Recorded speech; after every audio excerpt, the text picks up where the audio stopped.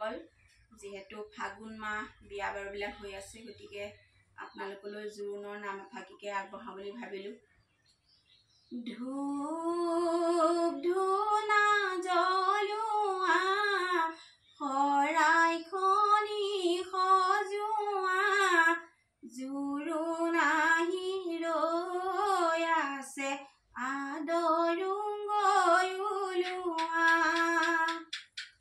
আহিছে জোৰণখন বহিছে বাজত বাইদেউ শুই আছে গৈ বতীৰ খাটত লাহে লাহে কৰি বতীয়ে জগাই উঠাচোন মাজনী অলংকাৰ পিন্ধা নিপিন্ধো অলংকাৰ নবহো বিয়াত ৰামচন্দ্ৰৰ অলংকাৰ শুভতাই দিয়া।